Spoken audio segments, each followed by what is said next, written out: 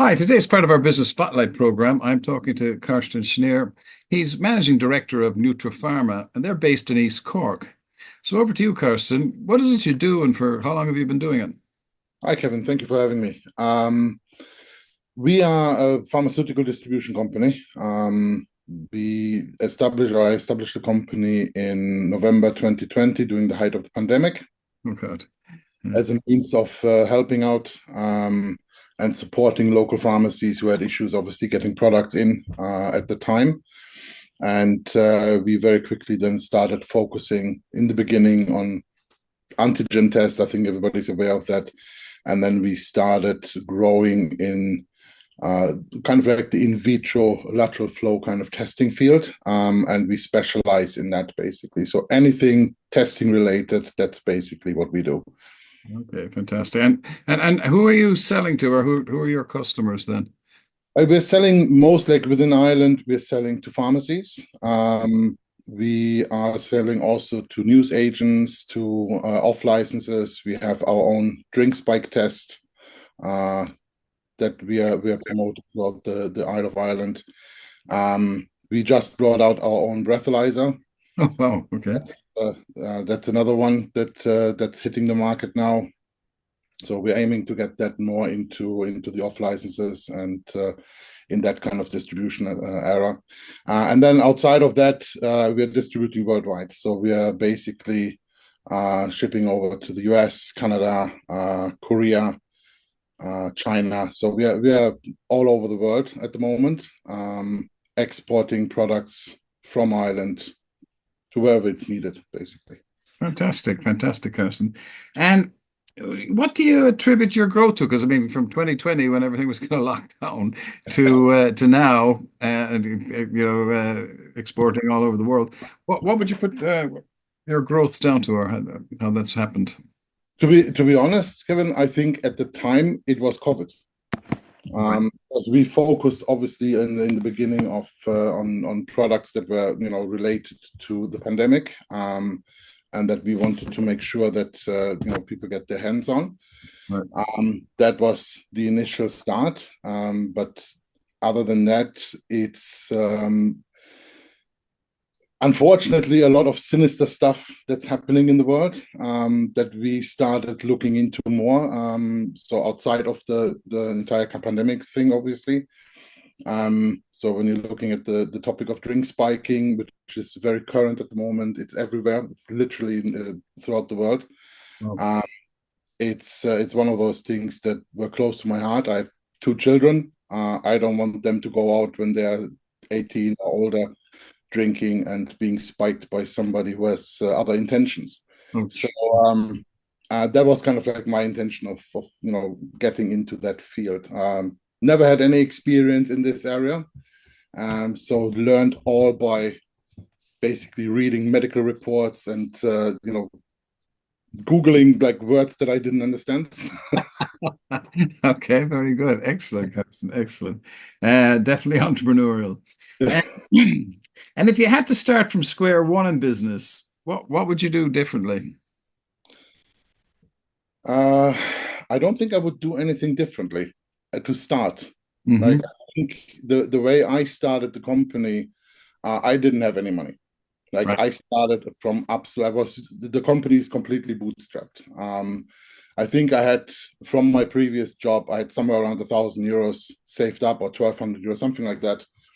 And I told my wife that we need to do something. So I bought my first box of antigen tests at the time.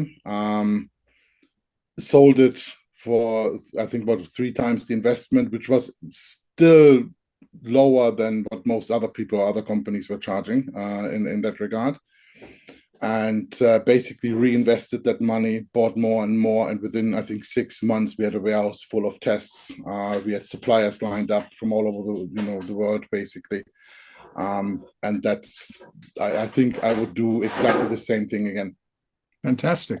I Fantastic. apologize for small noises here. I have some dogs here at the moment. My wife is not here. My kids are in school, and I'm alone with the dogs. All right. Okay. Okay. Well, we'll interview them a bit later on. Yeah.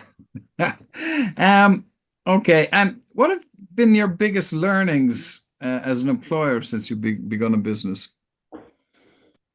I think the biggest one was, and that goes back to the beginning of the company when I started. Like I'm working from home. Mhm. Right now, my entire team, except for a small portion of the team, is working from home.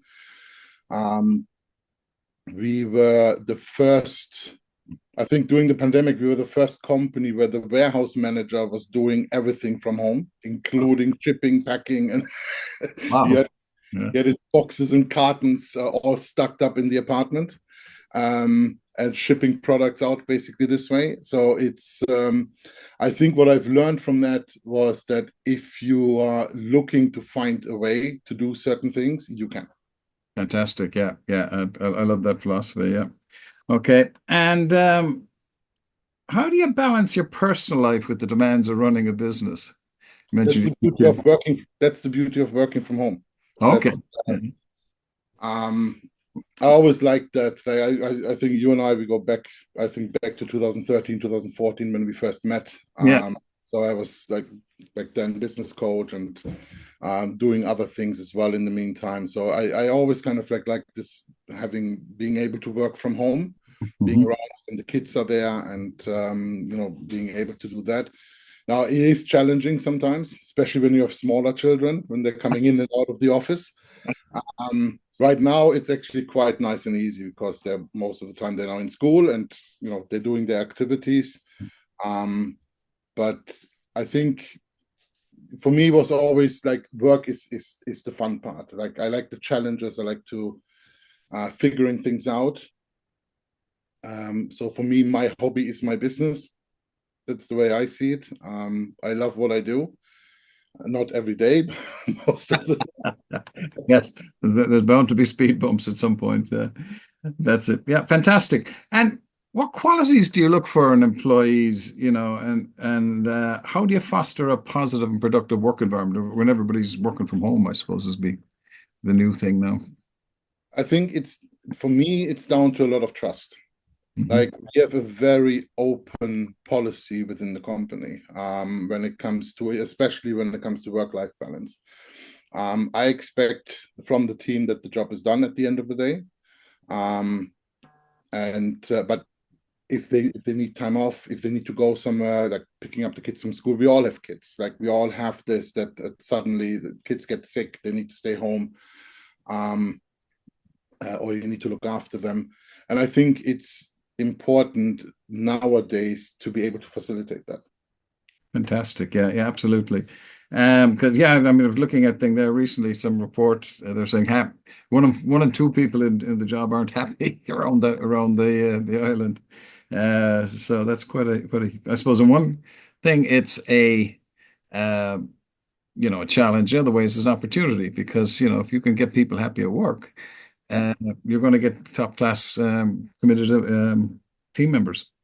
it is. It's like you need. I think you need to have this open environment that they can decide. Like my team, when they need to go for doing their school runs during the day or whatever they need to do, basically even go shopping. Like we don't. I don't ask them. Oh, can you please let me know when you're going out? I don't really care. I know that by the end of the day the job is done. They know they have to do the job. Um, and if it can't be done, I do hold them accountable. And I think that's what's working for us. Fantastic, fantastic. And I suppose just to finish off, I suppose what are some common misconceptions about running a business and how do you address them? All right, that's a tricky one. I think misconceptions about running a business is that you're working to get rich. Right. That's definitely not the case. Yeah. You work for your employees. Hmm. That's the way I see it. Like in any business, we have ups and downs. We have troubles, the same as any other company as well. Sometimes financial, sometimes there's like certain things that are just not working. And you have to address them, and you have to make sure that your employees are looked after before you look after anybody else. And I think that's the key. Sometimes you have to keep suppliers at bay and just saying, look, I can't pay you right now, but I pay you as soon as I can. My employees come first. And it's the same for yourself. Like if you need to pay yourself out of a business, we all have to do that. You can't just take money out left, right, and center. So you need to make sure that whatever you're taking out for yourself, that you still have enough left, at least for your employees. And I think that's the aspect or the key that you need to really look after in a business. Not everything goes well, not everything goes perfectly. There's always ups and downs, and that's you have to live through that basically. And if you give up in the meantime or in the middle of it, I don't like a lot of people. I've seen a lot of businesses coming and going and giving up basically. I think you just need to stick to it. If you're making the decision to become a business owner, you need to focus on it and you need to go into it. It's okay to have a side job to make some extra living, to make some extra money for yourself in order to support your business. But your business is an entity that requires your attention, and it requires money, a lot of money. Right, right. Well, I like, as you were talking, I like the phrase, you either win or you learn. Yeah, Um, that's exactly what it is. It's you have to learn, and sometimes you also have to let things go. yeah. I had businesses that failed that shouldn't stop me from continue trying to succeed in what I'm doing right now. And Yeah, that's a very important lesson, actually.